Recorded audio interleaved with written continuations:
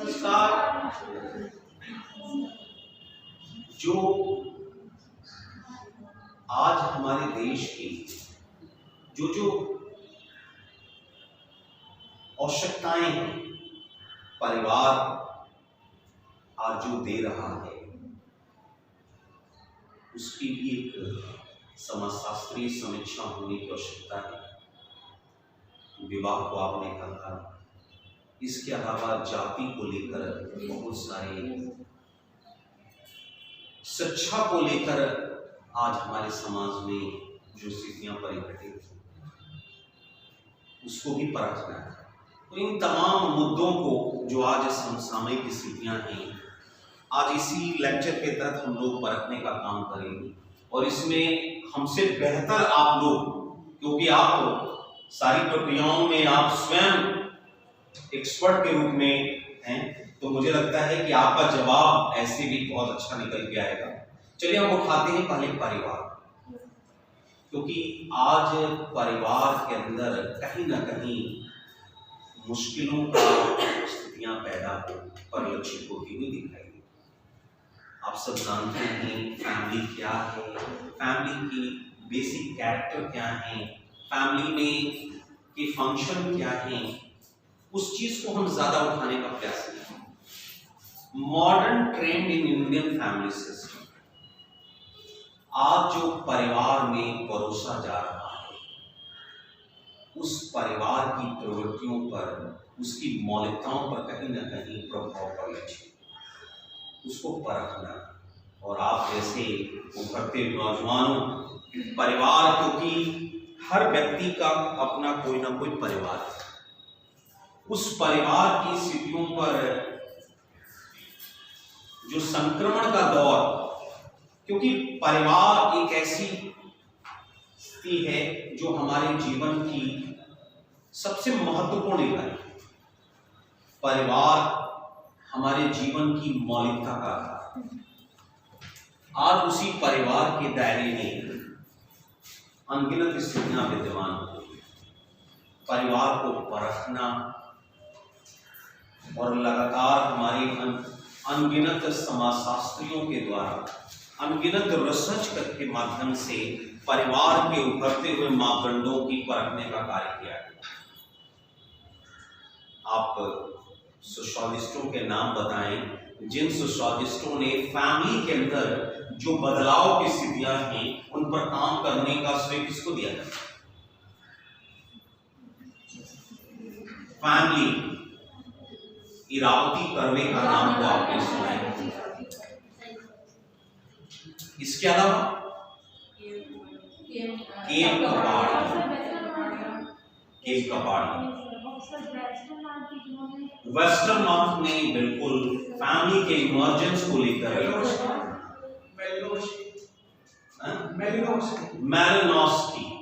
मैलिनोस्की basically बहुत अच्छी बात है। उन्होंने संस्कृति के साथ फैमिली को कोरिलेट करके देखने का प्रयास किया। आज जो भारतीय परिवार का जो स्वरूप है, उस पर कहीं ना कहीं बादल मंडरा है, क्योंकि हम सभी एक सामाजिक शोधकर्ता हैं और रिसर्चर के रोल से हम अपने को विलग नहीं कर सकते। जो समाज में, समाज के दायरे में जो परिवार की परिस्थितियां हैं, उस पर कई तरह के सवालिया निशान आज खड़े हैं। परिवार के अस्तित्व पर बहुत बड़ा संकट है। परिवार के अंदर दायरे में जो बच्चे पल रहे हैं, उन बच्चों पर बहुत बड़ा संकट विद्यमान हो रहा है। परिवार का जो मुखिया था, वो मुखिया कहीं ना कहीं उसको एक कोने में धकेल दिया गया है। परिवार की मान मर्यादा को कहीं ना कहीं रौंदा जा रहा है। फिर भी हमें एक शोधकर्ता के नाते हमें उस परिवार की अक्षुण्णता को, जो पाठ हमने परंपराओं से पढ़ा है, जो हमारी संस्कृति ने जो हमें परिवार के दायरे में जो सिखाया है, हम उस प्रवृत्ति को कैसे बदल सकते हैं? आधुनिक संक्रमण ने, आधुनिक प्रवृत्तियों ने परिवार की स्थिति पर अनगिनत चोट करने की स्थितियां पैदा की। आज परिवार के दायरे में पिता पुत्र का संबंध, पिता पुत्री के संबंधों में, माँ पुत्र के बीच के संबंधों में, अनेक सगे संबंधियों के संबंधों के दायरे में जहाँ वो प्रेम, विश्वास की जो प्रगाढ़ता थी, जो संबंधों को जोड़ने का काम करती थी, आज वो स्वार्थ पर केंद्रित हो गई। तो ये बहुत बड़ी चिंता का विषय है कि परिवार के दायरे में जो परोसा जा रहा है उसको कैसे हम एक सही प्रवृत्ति की तरफ कैसे ले सकते। तो ये सारी प्रक्रियाओं का सोचनीय बिंदु जो हैं, आप रिसर्चर हैं, इनको एक बेहतर पर्यावरण देने का काम करना है कि हम कैसे परिवार की, अब सबसे बड़ी चीज है एंड ऑफ द फैमिली की चर्चाएं पूरे वर्ल्ड में आ रही हैं। जिस तरह का आज आप देख रहे हैं लिविंग रिलेशनशिप से लेकर अनगिनत आधुनिक मापदंडों के माध्यम से संबंधों को तवज्जो को ज्यादा दिया जा रहा है, पढ़ना, तो कहीं ना कहीं परिवार पर बहुत सारे संकट की स्थिति है। तो शुरुआत करने की प्रक्रिया है, शुरू करें हम लोग। सबसे पहले देखें कि फैमिली स्ट्रक्चर में क्या चीज है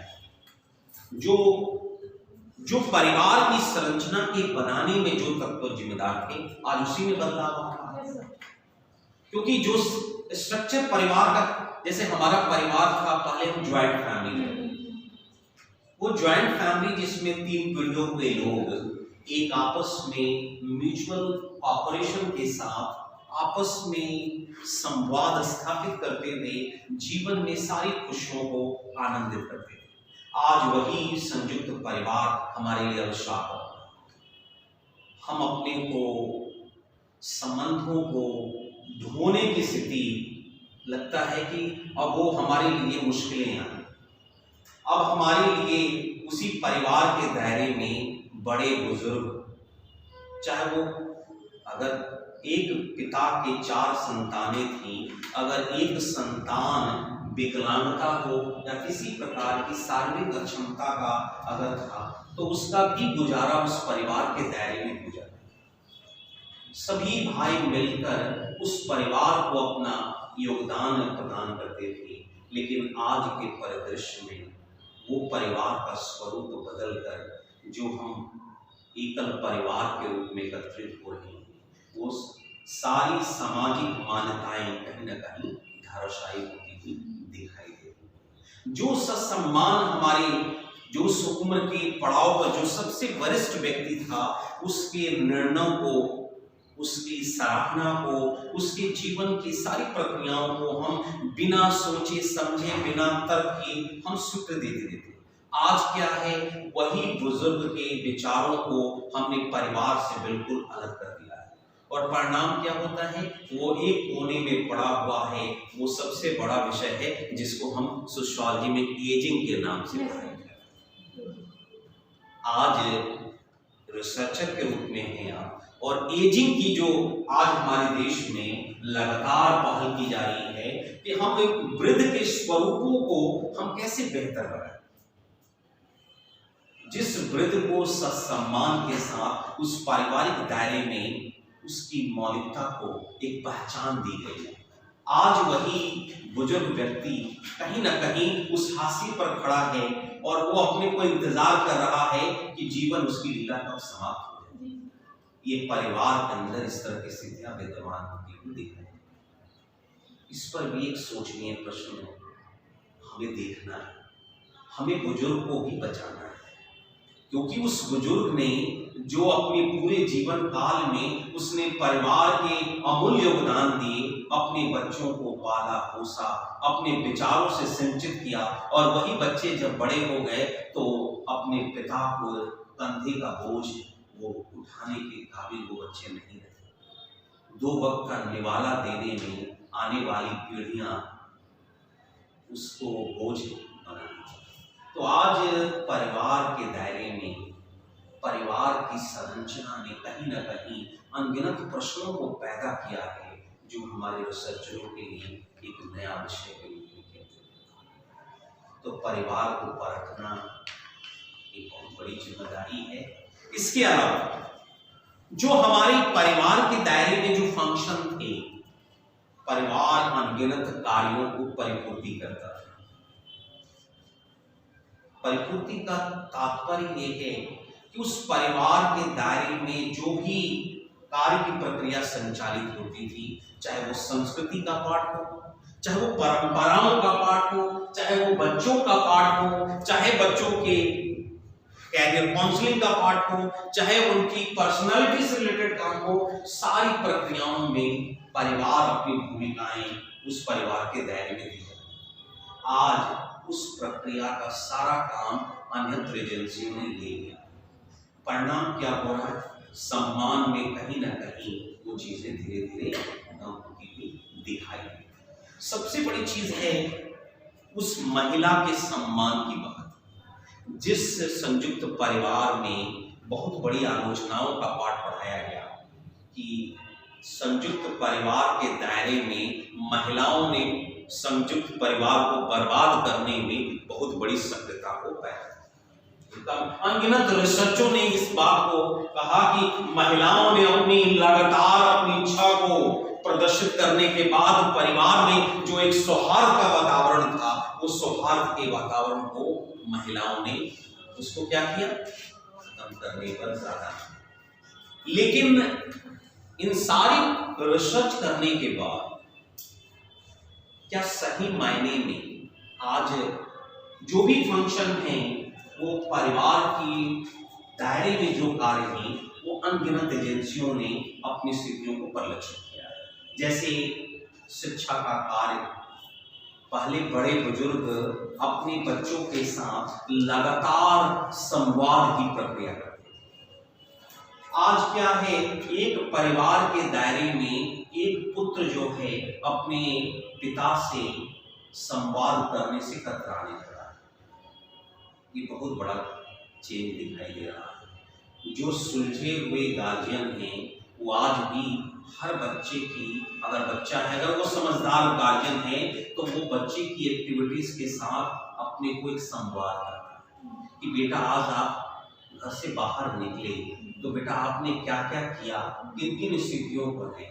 लेकिन आज इस समय की आवश्यकता ने पिता भी कहीं ना कहीं उस घर में उसका भी पिता बैठा है, क्या वो अपनी संवाद को पैदा कर पा रहा है?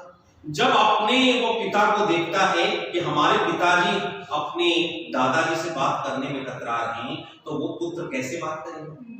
लगातार ये जो कम्युनिकेशन गैप की स्थितियां पैदा हो रही हैं वो कहीं ना कहीं एक बेहद चिंता का विषय होता है। सरकार ने अनगिनत कानूनों के माध्यम से हमारे परिवार के दायरों में बहुत सारी स्वतंत्रताओं को पैदा किया। जैसे आपने तमाम कानूनों के प्रावधानों को परखने का अगर कार्य करेंगे तो अनगिनत कानून बना दिए गए, जिन कानूनों के माध्यम से परिवार की स्थितियों में एक बेहतर स्वतंत्रता की स्थिति प्रदान की। परिणाम क्या हुआ? जो संरचनात्मक आधार थे वो कहीं ना कहीं धाराशाही होने के कगार पर आज खड़ा है। हर संबंधों के में प्रेम और भावना की जो जगह थी वो स्वार्थ ने अपनी जगह को पैदा कर दिया। परिणाम क्या हो रहा? अब आप सोच सकते हैं, अभी अगर आप सही मायने में देखिए, परखने का कार्य करें तो हमारे दाम्पत्य जीवन में आप सोचिए, परिवार का बहुत बड़ा पार्ट होता है दाम्पत्य जीवन। एक पति और पत्नी के बीच में संबंधों की मधुरता परिवार की सुदृढ़ता का आधार। दाम्पत्य जीवन में आवश्यकताओं ने, जीवन की बारंबार आवश्यकताओं ने उस दाम्पत्य जीवन की खुशियों में कहीं ना कहीं जहर घोलने का काम किया। परिणाम क्या हुआ? उसी दाम्पत्य में जो विश्वास का आधार था, जो परंपराओं का जो आधार था, जो संस्कृति का आधार था, वो कहीं ना कहीं पीछे छूटता हुआ दिखाई दे रहा है। आज हमारे जीवन में आवश्यकताएं प्राथमिक होती हुई दिखाई दे रही है, और वो आवश्यकताएं किस सीमा तक जा रही है उसकी कोई गणना नहीं। ये बहुत बेहद चिंता का विषय है। इसको परखने की जिम्मेदारी आप जैसे रिसर्चर, इसको परखना पड़ेगा, क्योंकि आवश्यकताओं के बोझ के तले अभी लगातार कोर्ट में जो केस के दायरे आ रहे हैं, आप सोच के अंदाजा नहीं लगा सकते हैं, चाहे वो स्त्री हो या पुरुष, पति पत्नी के रूप में एक परिवार के दायरे में रह रहे हैं। उस दायरे में छोटी छोटी घटनाओं के कारण अभी आप लगातार प्रकरणों को आप देखेंगे। एक महिला ने, अब देखिए यहां पर एक तरफ आता है फेमिनिज्म, नारीवाद भी आता है। एक नारी ने लगातार मैं अनगिनत की स्थितियां विद्यमान है। एक नारी ने मोबाइल का प्रयोग अति ज्यादा, मतलब उसने अपने जीवन में मोबाइल की उपयोगिता को उसने ज्यादा महत्व, पति को रास नहीं आता। पति उसकी रोज उस पर आलोचना करता था कि तुम लगातार फोन पर, फेसबुक पर, ट्विटर पर लगातार अपने संबंधों की स्थितियों को व्याप्त करते हो। और उसने, पत्नी ने अपनी अर्जी लगा दी कहां? कोर्ट में, कि मैं इस पति के साथ रहने में अपनी दिलचस्पी को पैदा नहीं कर सकती। ये आप सोच सकती, आदमी के अंदर आवश्यकताओं का जो पाठ है वो ज्यादा प्रभावित दिखाई दे रहा है। और व्यक्ति, स्वाभाविक चीज है, हर व्यक्ति के अंदर आगे बढ़ने की होड़ है, सुविधाओं को भुनाने की होड़ है, सुविधाओं से लामबंदीकरण की होड़ है। और उसी प्रक्रिया में इंसान, पहले हमने स्त्री को सहनशीलता का पाठ पढ़ाया, जो परोस लिया उस परोसने में स्त्री ने कभी भी उसके प्रति आवाज नहीं उठाई। आज स्त्रियां जागरूक हैं, तो उस जागरूकता के स्तर पर अगर वो कार्य कर रही हैं तो पुरुष को रास नहीं आ रही। फिर नहीं, थोड़ा सा इस पर अभी मैं आपको उधर करने की जिम्मेदारी, कॉन्सेप्ट बता रहा हूं। नहीं, कॉन्सेप्ट बिल्कुल आपकी सही है, मैं समझ सकता हूं।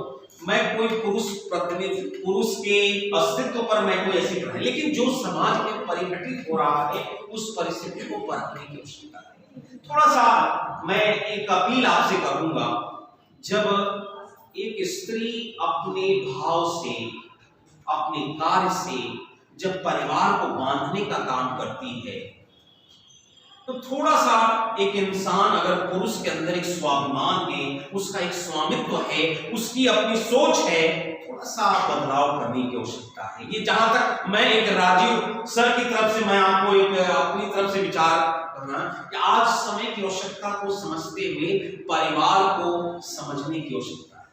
हमें अपने को बदलना पड़ेगा, लेकिन जो पुरातन सोच है वो हमारे अंदर पुरुषत्व को कहीं ना कहीं प्रभावित करने पर आमादा है।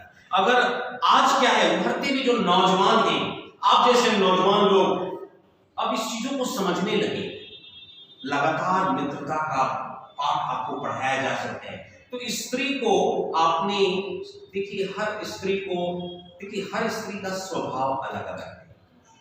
पुरुषों ने क्या किया, कभी कभी देखिए दाम्पत्य जीवन जो होता है, उस दाम्पत्य जीवन में अभी आपने उस जीवन से प्रक्रिया में अभी अनभिज्ञ है, लेकिन धीरे धीरे आप सीख जाएंगे जब उस प्रक्रिया से आप आएंगे। दाम्पत्य जीवन में त्याग की प्रक्रिया का ज्यादा महत्व। अगर पत्नी ऊंची आवाज में बात करती है तो पति को थोड़ा सा नम्र होना चाहिए। अगर दोनों उग्रता हो गई तो क्या होगा, परिवार का संतुलन बिगड़ेगा। आज क्या है, पत्नी लगातार आपकी भोजन की प्रक्रियाओं को, बच्चों की सेवा शुश्रूषा को, आपके परिवार के दायरे में अनगिनत कार्यों को व्याप्त करती है। अब देखिए यहाँ पर कार्यों का भी बात आज देश में उठा रहे हैं। माननीय प्रधानमंत्री जी ने जो स्त्री 16-18 घंटे काम, अथक परिश्रम करके काम, क्या उनको कोई आप क्या मिलता है पुरस्कार में? वही लगातार उनकी लोगों के धिक्कार, लोगों को तमाम तरह के प्रताड़ित करने की भावना, वही आज परोसा जा रहा है। आम जन भावनाएं उसी रूप में प्रस्फुटित हो रही हैं।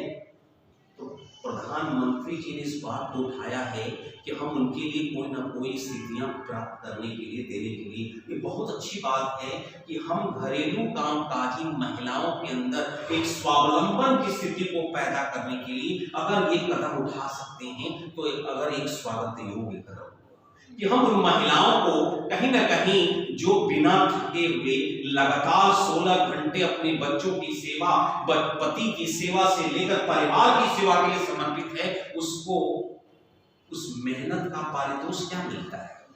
बच्चों की प्रति लगातार उसको शोषित होना पड़ता है। खैर, सरकार अगर इस पद पर पहल करे तो कुछ ना कुछ एक महिलाओं की स्थिति में बेहतर पर्यावरण का समय है।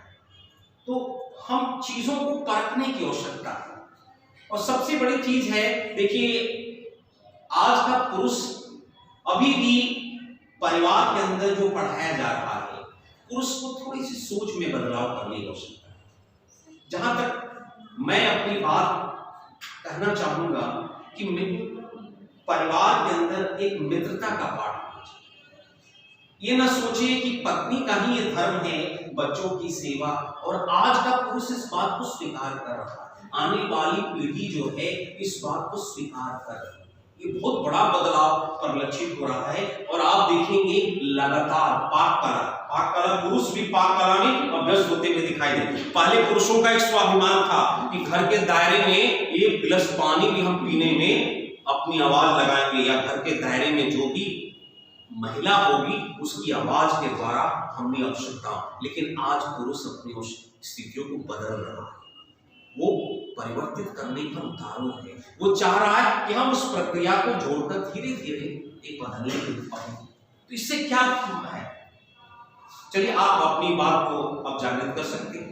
सर, मैं ये बता रहा था कि जो आज का समाज है, हर व्यक्ति अपनी अलग पहचान बनाना चाहता है। जैसे वो एंथनी गॉर्डन्स का एक सिद्धांत था प्लास्टिक काउंट।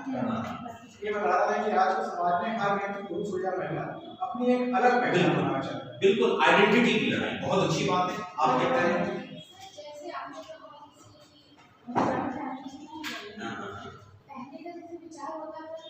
शादी करके आती है, जैसे कि वाटर बॉटल में ग्लास में चीनी घोल दी जाए तो ना उसका मतलब कुछ भी उसमें चेंज नहीं दिखता है, ना उसका कलर चेंज होता है, ना वो कुछ लगता है। आइडियल लड़की को हमेशा ये समझा जाता है कि उसमें घुल जाए, मतलब शादी करके वो आ भी जाए, लेकिन फैमिली में कोई चेंजेस नहीं आए। तो वो भी उसकी इंडिविजुअलिटी को स्वीकार नहीं करना चाहते थे, और सामने वाला भी उसी माइंडसेट को लेके आता है कि लोग मुझे शोषित करना, मतलब शोषण करना चाहते हैं मेरा। तो मैं लोगों को ज़्यादा ही मतलब उस चीज़ से अवेयरनेस में उसके जाके ज़्यादा फ्लुएंट हो जाना है। तो ना सामने वाला एक्सेप्ट कर रहा है कि नहीं चीज़ें चेंज हुई हैं, वो चीनी नहीं है पानी के अंदर, वो उतना ही वाटर है, तो वो वाटर को ऐड करेंगे तो कुछ चेंजेस आएंगे। वो लोग भी नहीं एक्सेप्ट करने वाले, जब ये भी इनको भी लग रहा है कि ये लोग टीवी सीरियल वाला वो जो बना हुआ है, ये तो बैठे हुए साथ में चलाने आज के परिदृश्य में टीवी सीरियल का नाम तो आपने लिया है, सही बात। परिवार की परिदृश्य को बदलने में सूचना तकनीक का बहुत बड़ा है, और इतनी एडवांसमेंट कभी कभी आपने, अभी एक सीरियल आ रहा है अनुपमा का नाम आपने देखा? हाँ सर, अनुपमा। एकता कपूर का ही मुझे लगता है, एकता कपूर का ही, हाँ, जो भी है, जिसके माध्यम से दिखाया जा रहा है, वो भी थोड़ा समाज, भारतीय समाज के लिए मैं इसको न्यायोचित नहीं मानता। हाँ, तो पहले भी आज से करीब, देखिए, ये जितने धारावाहिक होते हैं, सीरियल जो परोसा जाता है, इनसे समाज का बहुत बड़ा प्रभाव परिलक्षित है। कहीं ना कहीं हमारी महिलाएं इन सीरियलों के माध्यम से उनके अंदर सुसुप्त इच्छा को जागृत करने का एक माध्यम मिलता है। आज महिलाओं के अंदर जो क्रियाशीलता विद्यमान हुई, उसके पीछे हमारी मोबाइल का बहुत बड़ा है। ये तो जग जाहिर, मोबाइल ने आज हमारे जीवन की प्रवृत्ति को बेहतर बदलने में, लेकिन उससे कुछ अच्छाइयाँ भी आ रही हैं, बहुत सारी बुराइयाँ भी हम ग्रहण कर रहे हैं। तो परिवार के सौहार्द को कैसे बनाया जाए, ये बेहतर पाठ आपसे ज़्यादा कौन जान सकता है, क्योंकि हम सभी सोशियोलॉजिस्ट हैं। सभी को मिलकर इस समाज में जो घटित हो रहा है परिवार के दायरे में, उसकी अक्षुण्णता को बरकरार, हमें अमेरिकन सोसाइटी नहीं चाहिए। आज अमेरिका में देखिए, इसी कोविड काल में आपने देखा अमेरिकन को परिवार की याद है। आज हमारी संस्कृति अमेरिकीकरण की तरफ प्रभावित होती हुई दिख रही है। अमेरिकीकरण हमारी संस्कृति को देख रहे हैं, वो देख रहे हैं क्योंकि अमेरिकन परिवारों में एक तो परिवार का कॉन्सेप्ट ही बहुत कम है। परिणाम वहां मैक्सिमम लोग घरों में खाना नहीं बनाते, वो सब लोग रेस्टोरेंट में खाना खाते। वहां जो रेस्तरां होता है वहां पर लगातार लोग। इस कोविड काल में एक तो अमेरिकन के अंदर एक कॉन्सेप्ट आया कि हमें स्टेबिलिटी को स्वीकार करना पड़ेगा। उन्होंने क्या किया, एक फैमिली क्रिएशन पर जोर दिया। आपने देखा जो इस परिवार के दायरे में जो घटित हो रहा था, लगातार डाइवोर्स केसेस से लेकर अनगिनत जो अपराधों की प्रवृत्तियों की स्थिति, उसमें बहुत ज्यादा गिरावट अमेरिकन समाज में दिखी। क्यों दिखी? उनको महसूस हुआ कि स्टेबल होने के बाद हम अपने जीवन की गति को एक बेहतर दिशा दे सकते, और वही दिखाई दिया। लेकिन हम क्या हैं, हम एक प्रिंसिपल का फॉर्म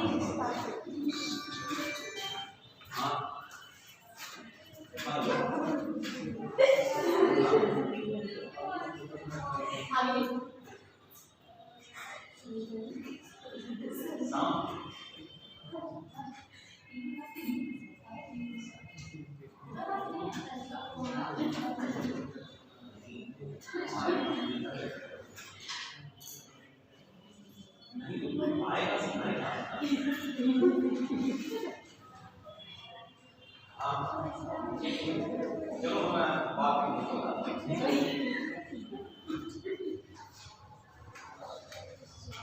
चलो देखता नहीं अभी आपको हम बात करें, आगे हम बात करें।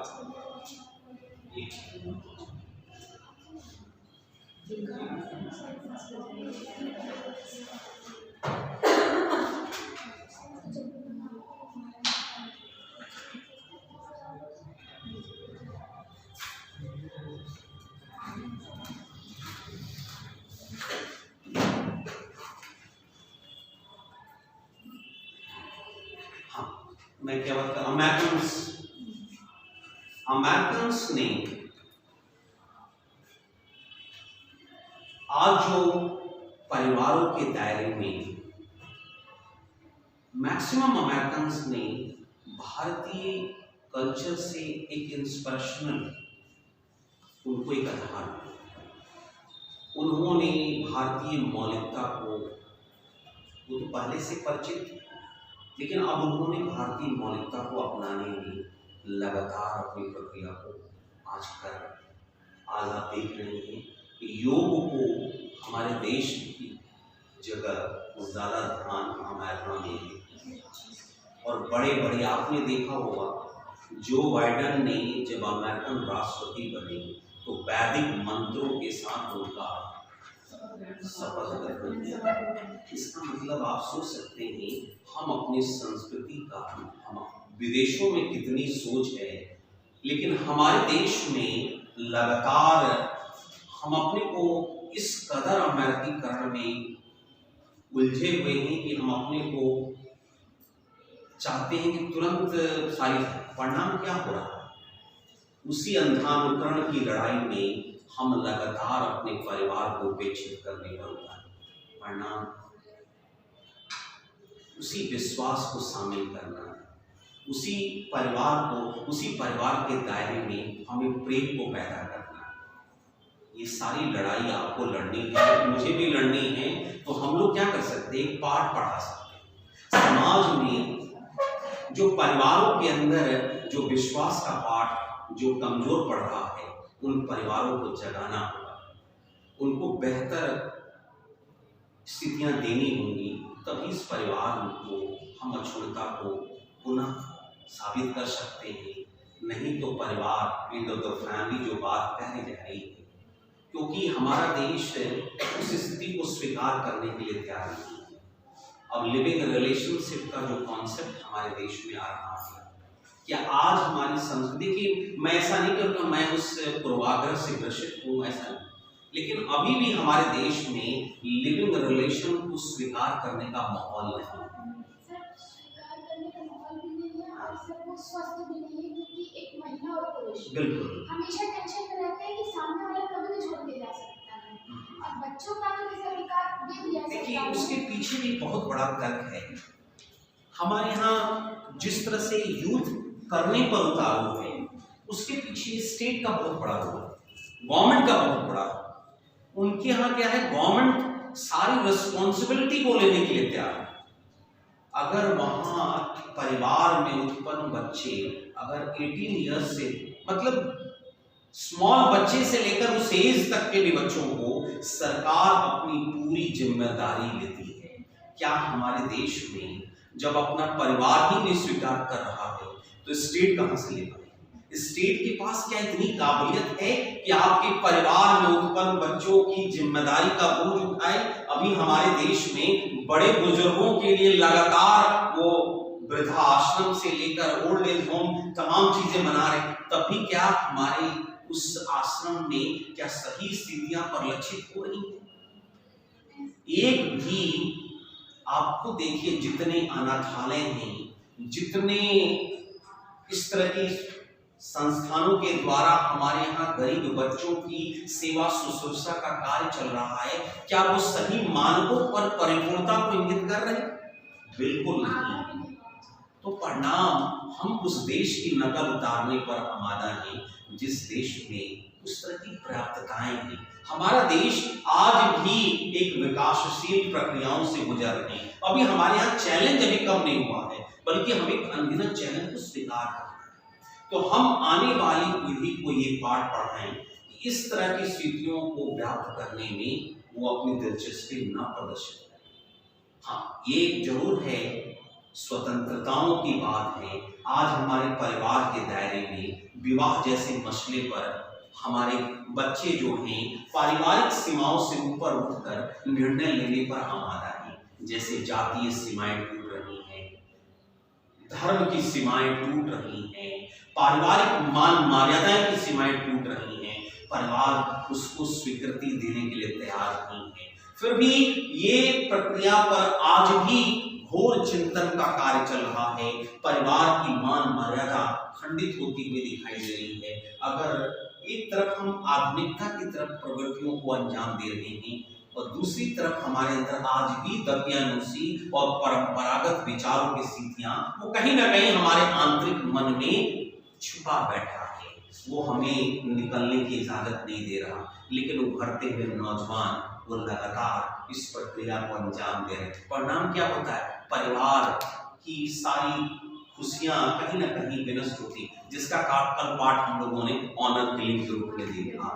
आज जो प्रेम विवाह की प्रवृत्तियां हमारे परिवारों में दिखाई दे रही है, बच्चे परिवार के खिलाफत में जाकर कर तो रहे हैं, लेकिन पारिवारिक संबंधों को अधिकतर आप देखेंगे लोग क्या करते हैं, उससे नाता तोड़ने में ही ज्यादा विश्वास करते हैं। परिणाम क्या होता है? इंसान परिवार कैसे बनता है? विश्वास से बनता है, एक दूसरे के त्याग से बनता है। जब वो नहीं दिखाई देता है, अगर कोई भी लड़का लड़की अगर प्रेम विवाह करता है तो प्रेम विवाह में अगर उसका परिवार नहीं होता है तो वो कहीं ना कहीं आंतरिक रूप से वो कमजोर हो जाता है। और परिणाम क्या होता है? प्रेम विवाह अनगिनत रिसर्चों में ये निकल के आया कि प्रेम विवाह एक सीमा के बाद असफल साबित हो। ये बहुत बड़ा रिसर्च का विषय है कि हमने प्रेम विवाह को हमारे देश में तवज्जो दी जा रही है, लेकिन फिर भी प्रेम विवाह एक समय के बाद इंसान कमजोर पड़ जा रहा और वो अपने को मलाल कर रहा है कि मैंने क्यों किया। ये भी आत्मचिंतन का विषय है। बच्चों के अंदर जब तक इच्छाएं हैं, जब तक उत्तेजनाएं हैं, उन उत्तेजनाओं के नाते वो अपने को तमाम सीमाओं के बंधन को तोड़ते हुए वो अपने को निर्णय तो ले रहा है, लेकिन उस निर्णय के पीछे बाद में उसको एहसास होता है कि हमने ये गलत किया। ये रिसर्च बता रहा, मैं नहीं बता रहा, रिसर्च। तो थोड़ा इसको भी परखना है परिवार के दायरे से। जब हम इन सारी प्रक्रियाओं को परखेंगे तभी हमारा परिवार एक सुरक्षित माहौल में एक बेहतर समाजीकरण के रूप में साबित हो सकता है। और ये काम हम आपको ही नहीं करना है, हमको भी करना है और आने वाली पीढ़ियों को भी दिखाना है। तो आपको एक त्याग करना है जिससे आप समाज में एक समाजीकरण का पाठ पढ़ाएं। जहां कमियां दिखाई दे रही हैं आप उनको त्वरित उसमें आप अपने विचारों से उनको बांधने का प्रयास करें। ये आप काम आप जैसे रिसर्चर कर सकते। चलिए, परिवार को विवाह को लेकर हम थोड़ी चर्चा करना चाहेंगे, क्योंकि विवाह भी एक बहुत बड़ा मुद्दा है। विवाह को भी इसमें लाया गया। जैसे आज विवाह के मामले में नए उभरते हुए नौजवानों ने अविवाहित रहने का एक निर्णय लिया। आजकल अविवाहित रहने में उनको बहुत आनंद आ रहा है। ये यूथ की नई सोच पैदा है। अब उनके अंदर लगता है और उसके अंदर एक भाव पैदा हो गया है। भाव तो नहीं, उसको डर कहेंगे कि कहीं जो आने वाली जो उसकी धर्म पत्नी होगी वो हमारे ऊपर कहीं ना कहीं हाँ, और लगातार जो आजादी, हाँ सही बात है, मौलिक स्वतंत्रताओं पर कहीं ना कहीं एक अंकुश है। आज के युवा है विवाह को करने के लिए मन बनाते हैं, लेकिन कुछ जिम्मेदारियां हैं ना वो उठाने की स्थिति में नहीं कि हम जिम्मेदारी निभा पाएंगे कि नहीं निभा पाएंगे। नहीं, कल भी हम लोगों ने इसी बात हम लोगों ने की थी। देखिए, कानून की प्रक्रियाओं में आज महिलाओं को विशेष संरक्षित बनाने की कानूनी प्रक्रियाएं ज्यादा प्रभावशाली हैं। लगातार हेल्पलाइनें दे दी गई हैं। उन हेल्पलाइन के माध्यम से महिलाएं उसका गलत प्रयोग करके पुरुषों को धमकाने और पुरुषों को प्रताड़ित करने का जो एजेंडा है वो कहीं न कहीं विवाह को चिंता की श्रेणी में डालने के लिए खड़ा। तो कोई पुरुष जो है वो इस प्रक्रिया से डरा हुआ है कि कहीं हमने, क्योंकि हर इंसान अपनी मौलिक आजादी को पाना चाहता है। आज के उभरते हुए 25 साल का नौजवान वो लगातार, पहले क्या था, उस परिवार के दायरे में उसको बहुत कुछ जो संस्कृतिकरण का जो पाठ, संस्कृतिकरण सामाजिकरण का जो पाठ था, उस पाठ के द्वारा उसको कहीं ना कहीं एक बल मिलता। लेकिन आज का युवा जो है अपनी सोच में बदलाव कर चुका है, वो मुक्त रहना चाहता है और लगातार अपनी मौलिक आजादी को प्राप्त करने के लिए। परिणाम क्या हो रहा है? आज यूथ को समझने की भी जिम्मेदारी एक सुशासन से। यूथ कहीं ना कहीं हमारी गिरफ्त से बाहर जा रहा है। चाहे यूथ का मतलब ये तो नहीं केवल पुरुष हो, यूथ महिला, यूथ को परखना पड़ेगा। क्या कारण है कि हमारे यूथ जो हैं उस पारिवारिक मान मर्यादा के खिलाफत में जा रहे हैं। अपने पिता का सम्मान करना भूल गए, अपने सगे संबंधियों में उन्होंने अपने को अलग कर लिया है। उनका एक ही साथी है, वो मोबाइल। लगातार उस पर 12-14 घंटे अपने फेसबुक माध्यम से, ट्विटर के माध्यम से वो अपने जीवन का आनंद खोजने पर आमादा है। और परिणाम जो परोसा जा रहा है, अश्लीलताओं की पूरी बाढ़ उस मोबाइल कल्चर में प्रदान की गई है। उस अश्लीलताओं में डूबता हुआ आज का जो युवा है वो लगातार उलझता हुआ जा रहा है। इसको संभालना है, कैसे संभलेगा, ये बहुत चिंता का विषय है। उसको समझना होगा, वो लगातार उसी में है। आज आप 16 साल से यूथ को आप लीजिए, 16 साल का जो युवा है वो लगातार अपने परिवार की मान्यताओं के खिलाफत में अभी से आवाज उठाने लगा। वो अपने मम्मी पापा की बातों को मानने में चार लोग हैं, सब अपने अपने कमरे में अपना अपना बिल्कुल एक बहुत बड़ा बदलाव आ रहा है, सही कह रहे हैं आप। एक आपको अपने को केवल मोबाइल और उसको चाहिए और कुछ नहीं चाहिए। बच्चे अपने आप उसी मोबाइल में अपने को खोते हुए दिखाई दे रहे हैं। एडिक्शन हो गया, एडिक्शन, बिल्कुल आदत ऐसी पकड़ ली कि उसका प्रभाव परिलक्षित हो रहा है। ये नहीं देख रहा है कि उसे हमें आने वाले उसके क्या गंभीर परिणाम भुगतने होंगे। लेकिन आप एक सामाजिक सर्वेयर, बड़ी जिम्मेदारी है। इन सब चैलेंज को हम जैसे लोग ही समाज को उद्घाटित कर सकते हैं। निकालना बड़ी जिम्मेदारी है। कैसे निकालें यूथ को कैसे मौलिकता का पाठ पढ़ाएं। ये तमाम वादे न्यारे हमने देश में किए, वो सारे वादे न्यारे कहीं ना कहीं समय की गिरफ्त में आज बिल्कुल सारे आदर्शों को आज भुलाने की मुहिम चल रही है। यूथ हर हथकंडा अपनाने के लिए तैयार है। आपने देखा ही होगा अनगिनत पेपर की सुर्खियों में अपने माँ बाप की हत्या करने के लिए आवाज़। इसीलिए इंश्योरेंस कंपनियों ने टर्म प्लान देना शुरू कर दिया कि कब कोई मुश्किलें आ जाए। स्थितियां आप देखिए मार्केट में उस तरह का प्रोड्यूस किए जा रहे हैं जो लगातार। तो अब आप सोच सकते हैं जब हमारे उभरते हुए बच्चे परिवार की मान मर्यादा के खिलाफ, अभी देखिए अभी आपने 2-3 दिन पहले घटना देखी, एक फॉरेंसिक डॉक्टर ने पूरे परिवार को। जी सर। अब आप सोचिए ये परिवार, जिस परिवार को उसने सृजित किया, उसी परिवार की हत्या करने में उस इंसान को थोड़ी सी भी, आप सोच सकते हैं इतनी दरिंदगी उसके अंदर सवार हुई और आज भी उसका सुराग नहीं मिल पा रहा। वो कहाँ है? ये हत्या करके वो आज भी लापता है। इसका मतलब वो कहीं ना कहीं एक सुनियोजित प्लानिंग के साथ उसने ये काम किया और वो कैसा फटते हैं हम नहीं जानते हैं ये, क्योंकि कहीं ना कहीं समय की आवश्यकता ने इंसान के ऊपर आवश्यकताओं की जो बारंबारता है वो इंसान के चरित्र को पूरी तरह से बदल दिया है। आज इंसान इस कदर होड़ में लगा है कि वो अपने को किसी तरह संतृप्त करने की तैयारी में, हर एक बच्चा अपने को संतृप्त करने की आमादा है। अगर मम्मी उसको मोबाइल नहीं देती है तो वो भी कहीं ना कहीं मम्मी की आलोचना करने में आजकल ज्यादा अपने को नहीं। तो लगातार इन छोटी छोटी चीजों को हमें परखना पड़ेगा।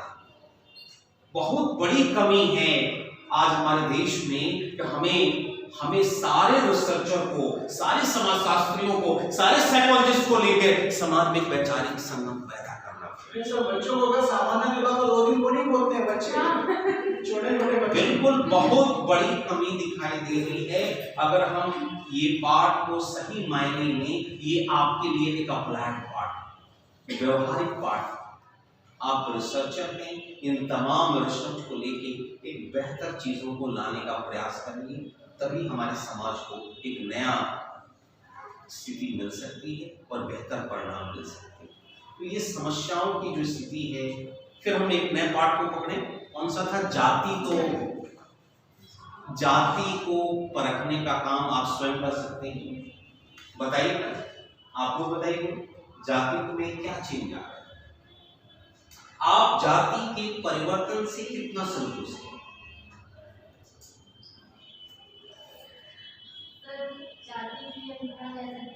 आज परिवर्तन है, ऐसा नहीं परिवर्तन नहीं।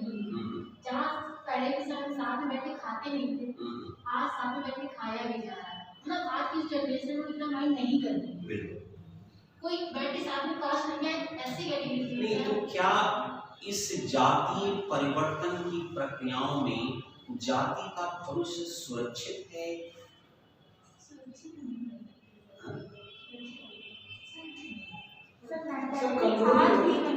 आप बताइए। हाँ आपसे नहीं कोई बात नहीं सर। देखो सर, जो रिसर्च रिसेंट एक्टिविटीज में सर जो थ्योरेटिकल ओरिएंटेशन जो रिसर्च चला, आंध्र वित्त का सरकार है, उन्होंने वापस अपने रिविजिट किया अपने फील्ड पे, और उन्होंने सर देखा कि जाति जो है वो अपने नए स्वरूप में चेंज हो रही है और वो खत्म नहीं हो रही। सुरेंद्र जोतकर सर, प्रोफेसर सुरेंद्र जोतकर, उनका भी जस्ट काम है जाति अपने नए रूप में सर जो अपने परंपरागत रूप से चेंज होकर वो खान पान रहन सहन के नाम पर नए तरीके से वो वो रिडिफाइन हो रही है। और जो बात होती है मेरिटोक्रेसी और जाति के साथ जो जुड़ के आती है, आज मेरिटोक्रेसी के नाम पे खासकर अन्य जॉब सिलेक्शन वगैरह में जाति अभी भी अपना रोल प्ले करती है।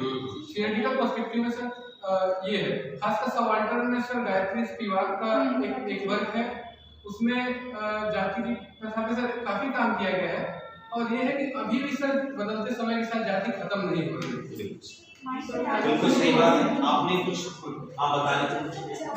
जाति में मतलब जाति का पहले से कि मतलब जो खान पान पे था, शादी और सब चीज़ों में था, लेकिन जब से ये मॉडर्नाइजेशन उसमें जुड़ गया तो जाति का उतना जैसे कि उतना दृढ़ स्वरूप नहीं बचा उसका, और जातियाँ आपस में भी जैसे कि ग्रुप में डिवाइड होने लग गई, क्योंकि इस तरह सेम ही कास्ट में ब्राह्मण की बात करूँगी, ब्राह्मण एक बहुत पढ़ा लिखा है, वो पढ़ी लिखी फैमिली से है, डॉक्टर इंजीनियर, तो वो सिर्फ दूसरी एक ब्राह्मण लड़की से इसलिए नहीं शादी करेगा कि वो ब्राह्मण है, उसके पीछे उसको एक सोशल ग्रुप भी चाहिए, उसको एक एजुकेशन भी चाहिए, इसका भी बहुत ज़्यादा मतलब एक इफेक्ट पड़ने लग गया, फाइनेंशियल ग्रुप्स में डिवाइड, मतलब वो भी एक ग्रुप बनने लगे। आप क्या कह रहे थे?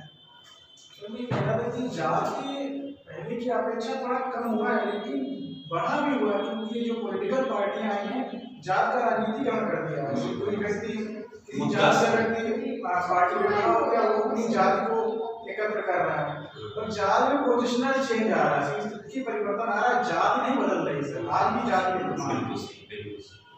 देखिए, कुल मिलाकर अगर आप देखें, जाति के मामले में व्यक्ति के अंदर आज भी संकीर्णताएं विद्यमान हैं, और तो इसका खात्मा करने वाली जो बातें हैं, ऐसा होना नहीं, क्योंकि जो दिखाई दे रहा है, क्योंकि लगातार हम जाति के नाम पर आज भी संगठित होते हुए दिखाई दे रहे, और हर छोटे छोटे, जैसे आपने देखा होगा, अनगिनत संगठनों को आज के आपके दायरे में तैयार किया जा रहा है। पहले ये संगठन की स्थितियां विद्यमान नहीं थी, आज अनगिनत, जैसे कायस्थ महासम्मेलन, ब्राह्मण महासम्मेलन से लेकर अनगिनत क्षेत्रीय संगठनों के द्वारा जातियों को भुनाने की जो प्रक्रिया है, और उस पर राजनीति ने तो अपनी चाल चलनी शुरू तो कर ही दी। आज भी कई राज्यों में जाति के नाम पर वोट लेने की प्रक्रिया में कोई भी आज भी हर है। विकास तो अछूता है, विकास कहाँ है, विकास सामने नहीं आ रहा, लोग कहते हैं, लेकिन अभी भी जातिगत प्रक्रियाएं लोगों के दिलों दिमाग से अभी भी बिल्कुल लेकिन एक पढ़े लिखे इंसान को नहीं, इंसान सब समझता है, ऐसा नहीं जैसा आप समझ रहे हैं, हर इंसान समझता है कि हमें देश हित के मामले में जहां विकास की प्रक्रियाएं होनी चाहिए, इन सब से ऊपर उठकर देश की हित की बात सोचें, लेकिन जहां उसके प्रयोग करने की बात आती है, इंसान वहीं पर अपने को व्यवस्था का परिचय देता है, और आज हो रहा है।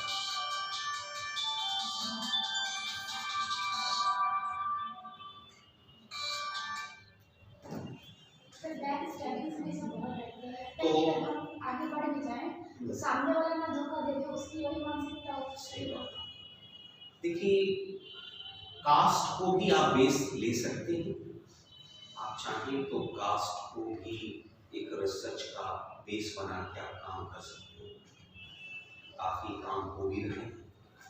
ओल्ड एज को मैं आपसे भी कहूँगा, क्योंकि पिछले कोर्स वर्क में 4 से 5 बच्चों ने ओल्ड एज को लेकर एक काम किया है, काम शुरू कर रहे बच्चे, लेकिन आवश्यकता से ज्यादा भी ना हो।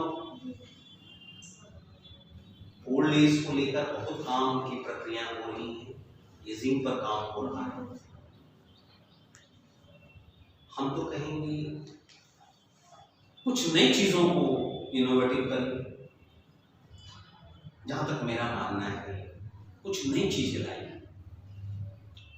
थोड़ा इस पर मैं चर्चा हम लोग करते हैं, आप उभरते हुए रिसर्चर हैं, क्या क्या सोचते हैं और क्या नया समाज के लिए किया करने की आवश्यकता है? हाँ सर, एक टॉपिक हाँ, देखिए दिमागी फ्रेम तो आपने तैयार किया ही होगा कि हमें करना क्या है। सर जो लव मैरिजेस हो रही हैं, हाँ। लव मैरिजेस में जैसे ग्रैंड पेरेंट्स का सपोर्ट नहीं होता, बिल्कुल। ग्रैंड जाके चिल्ड्रंस को स्पेशली उस मतलब लव मैरिज जो लोग कर रहे हैं उन कपल्स को सेंटर करेक्शन है उनके बच्चों के सोशलाइजेशन भी सच कर सकते हैं, क्योंकि वो कंपेरेटिवली बहुत डिफरेंट होता है अरेंज मैरिज के बच्चों मतलब से उत्पन्न बच्चों के सोशलाइजेशन, क्योंकि मतलब वो आइसोलेट हो जाते हैं काफी हद तक, जबकि मतलब स्पेशली इंटरकास्ट या कुछ ऐसी मैरिजेस होती है जो फैमिलीज को अपना मिल रखती है, उसमें मतलब मैंने कुछ ऐसे रियल लाइफ एग्जांपल्स देखे थे तो मुझे ऐसा लगता है कि काफी डिफरेंस होता है, क्योंकि इंसान मतलब उसका सोशलाइजेशन होता है ग्रैंड पेरेंट्स से और मतलब जितनी बड़ी उसकी फैमिली होगी वो उतनी सारी चीज़ों को देख पाएगा, लेकिन जब पेरेंट्स लव मैरिज करते हैं तो एक बच्चा सीमित हो जाता है अपने माँ बाप रिलेटिव्स के बात, तो वहाँ पर उसके डिफरेंसेस आते हैं। नहीं, अच्छा है, एक अच्छी इनोवेटिव सोच है आपकी, प्लान अच्छा तभी आप उसको कर सकते हैं।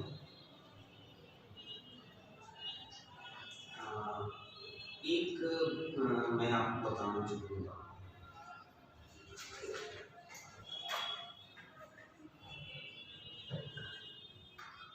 मेडिकल सोशियोलॉजी तो कल मैंने उस दिन चर्चा आपके बीच में की। ऑटिज्म का नाम जानते हैं? ऑटिज्म एक तरह की मानसिक बीमारी है, इसका भी दायरा बहुत तेजी से बढ़ रहा है।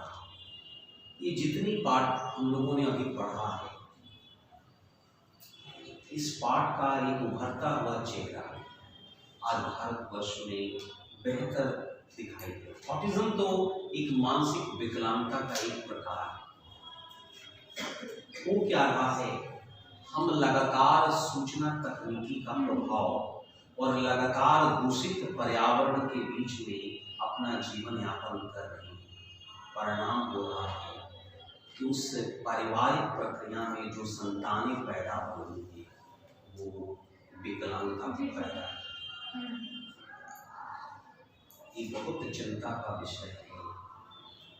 उन बच्चों का सामाजिक पुनर्वासन कैसे किया जाए, ये बहुत बड़ी चिंता का विषय है। अमेरिका में American sociological association medical sociology पर बड़ी पहल पैदा कर रहा है। ये बेसिकली फॉरेन में ये सारी चीज़ें थी। ये बीमारी इंडिया में बहुत रेयर पाई जाती थी, लाखों में एक बच्चे को होता था। आज 100 बच्चों में 4 बच्चों को होने लगा। ये आंकड़ों ने इतना इजाफा किया है कि आप कल्पना नहीं कर सकते। और मैं भी उससे जुड़ी हूँ। मैं स्वयं पीड़ित हूँ, इसलिए मैं आपको बता रहा हूँ।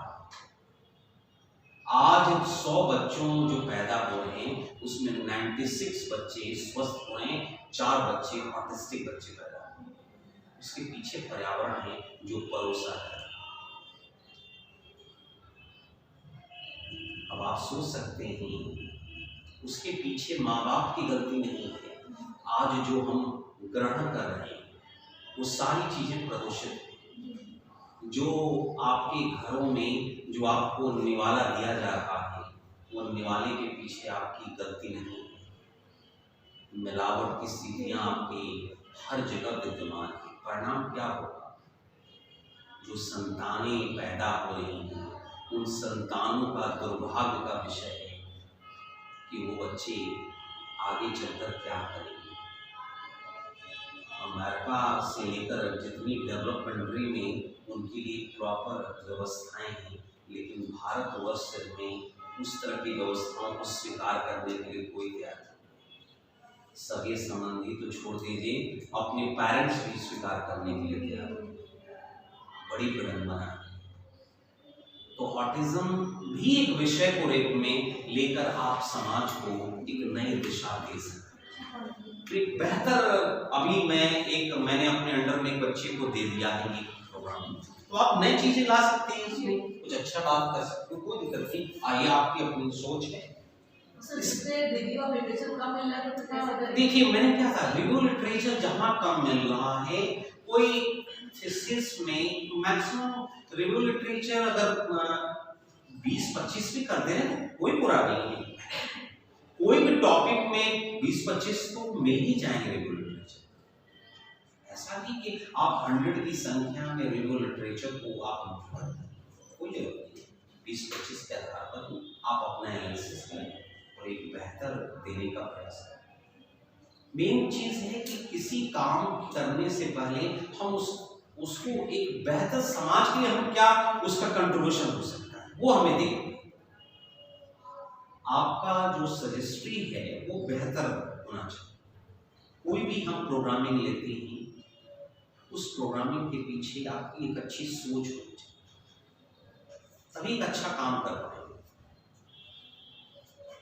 अभी आपको प्लान करना है जिससे आप लेकर जीवन की स्थितियों का निर्माण करेंगे। मैं जानता हूँ आप जिस स्थिति से गुजर रहे हैं, सही बात है, आज के दौर में सबसे बड़ी चीज़ है अनएम्प्लॉयमेंट की लड़ाई। इस लड़ाई में वाकई मैं आप लोगों के साथ में हूँ, क्योंकि आज जो है कम से कम जो बच्चे रिसर्च स्कॉलर हैं ना उनको कोई फाइनेंशियल सपोर्ट भी नहीं है।